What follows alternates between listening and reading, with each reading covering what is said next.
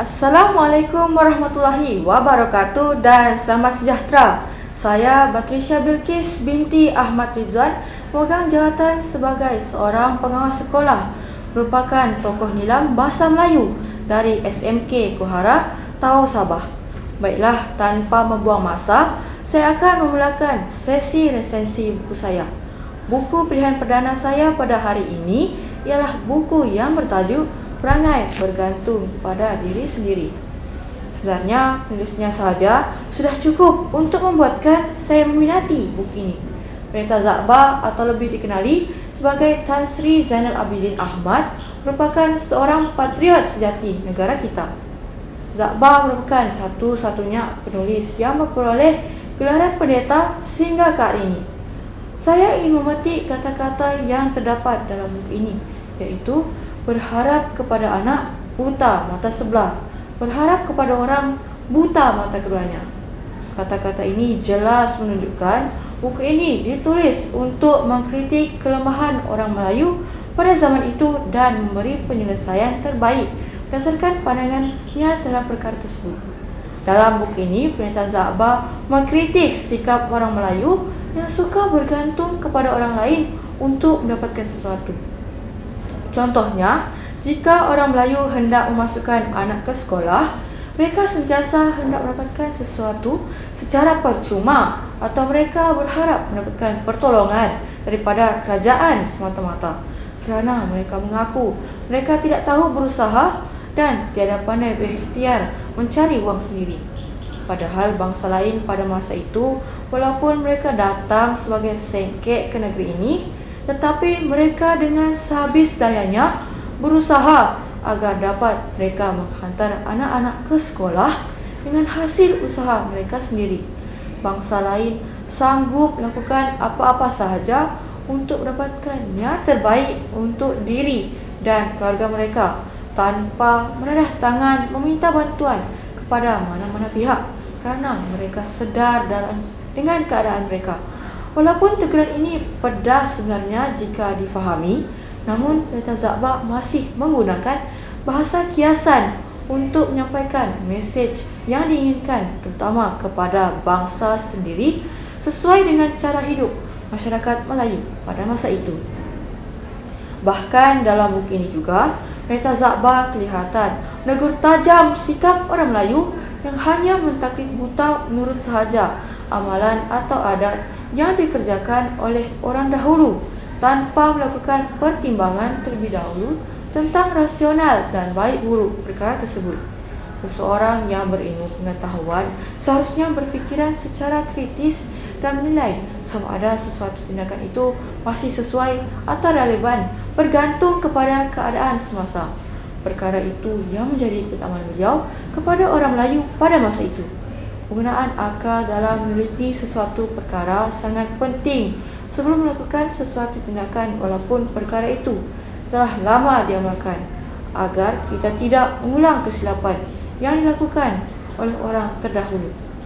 Tulisan beliau juga berpandukan fakta-fakta sahih dan berlandaskan Al-Quran dan Sunnah, bukannya berdasarkan omong kosong dan pandangan yang tidak berasas semata-mata. Faktor inilah yang menjadi antara faktor tulisan beliau berbentuk ilmiah dan bukan hanya sekadar picisan untuk hiburan. Keistimewaan yang saya dapat lihat pada buku beliau ialah beliau mempunyai matlamat dan lantang dalam menyuarakan pendapat walaupun akan membongkar kelemahan yang ada pada dirinya. Beliau tidak mempedulikan kritikan asalkan mesej dapat disampaikan khususnya kepada bangsanya orang Melayu. Oleh itu, tidak heranlah karya beliau masih diulang cetak dan dapat sambutan sehingga ke hari ini. Generasi muda pada hari ini perlu berusaha mengenali beliau kerana terlalu banyak tinggalan karya beliau yang sangat bermanfaat untuk dijadikan santapan minda dan jiwa sesuai dengan ledakan globalisasi pada masa ini. Jika kita melihat dari segi fizikal, buku ini hanya setebal 142 muka surat, namun tulisan beliau sebelumnya mampu mengetuk kotak pemikiran supaya lebih bersungguh-sungguh dan teliti dalam amalan seharian. Pengenalan buku ini sahaja sudah mampu membuat saya merasa terpuju untuk meneruskan bacaan buku ini sehingga ke akhirnya. Isi kandungannya juga syarat dengan idea yang bernas sesuai dengan matlamatnya yang radikal untuk menegur orang Melayu dan cuba membetulkan kelemahan yang wujud dalam masyarakat. Bahkan bahasa bersahaja yang digunakan juga sama seperti dalam kehidupan seharian, memudahkan kefahaman para pembaca walaupun mesej yang ingin disampaikan berbentuk sindiran secara langsung. Baiklah, buku ini terbahagi kepada 3 bahagian, iaitu pertama, pengenalan yang menceritakan tentang buku ini secara ringkas. Kemudian, risalah kedua, perangai bergantung pada diri sendiri.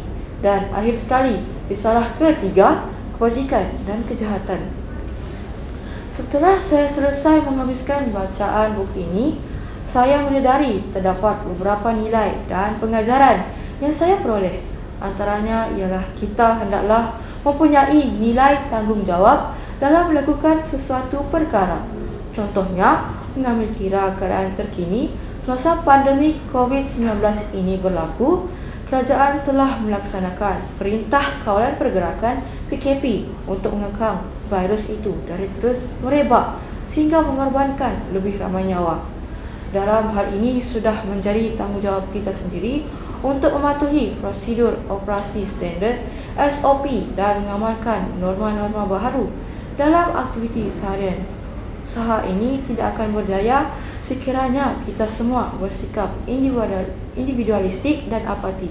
Dan itu pengajaran yang saya dapat daripada bacaan buku ini ialah kita hendaklah mempunyai kegigihan untuk menuntut ilmu agar tidak menjadi seorang yang mentaklid buta sahaja seperti yang dinyatakan dalam buku beliau ini. Taklid buta bermaksud hanya mengikut dan menurut sahaja dengan tiada soal jawab dan mengerti hujung pangkal apa yang diterima. Kita sepatutnya membuat penyelidikan dan pertimbangan kita sendiri terlebih dahulu sebelum menerima sesebuah keputusan, melainkan taklid tersebut telah dinilai dengan ilmu pengetahuan dan boleh diterima akal.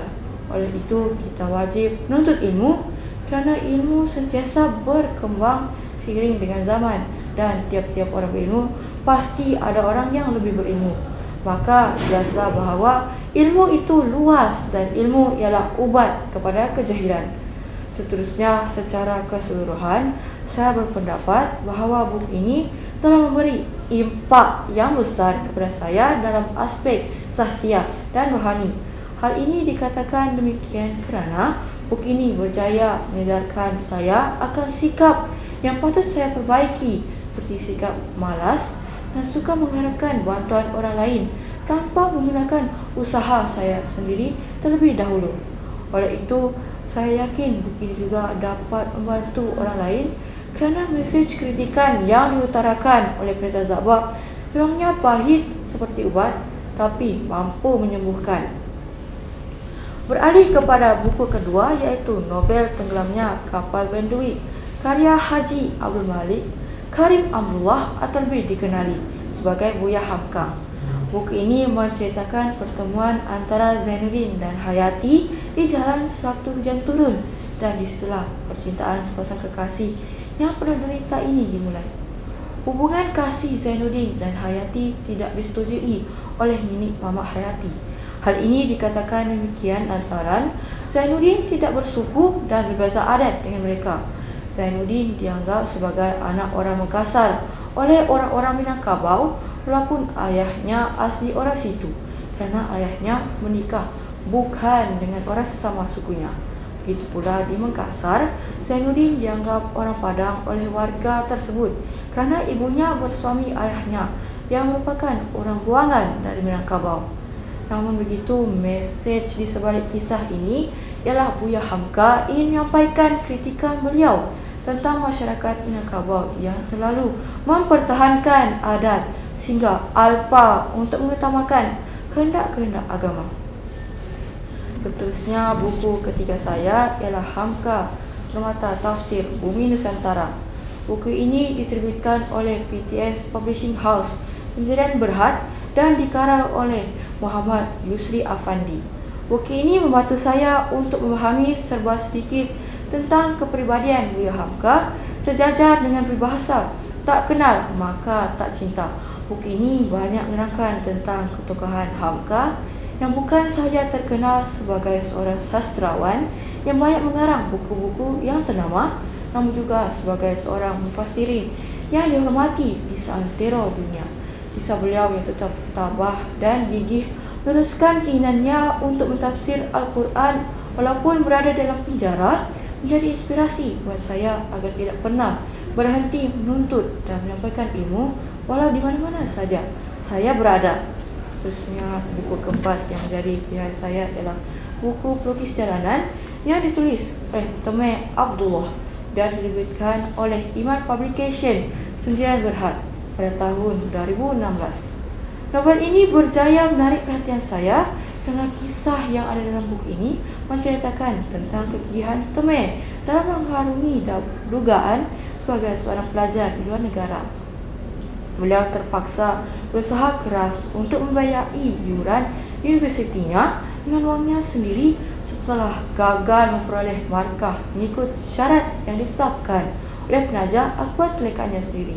Walaupun begitu, beliau tidak berputus asa dan tetap meneruskan pembelajarannya di luar negara. Beliau juga terpaksa membuat pelbagai kerja sambilan seperti bekerja di restoran makanan segera.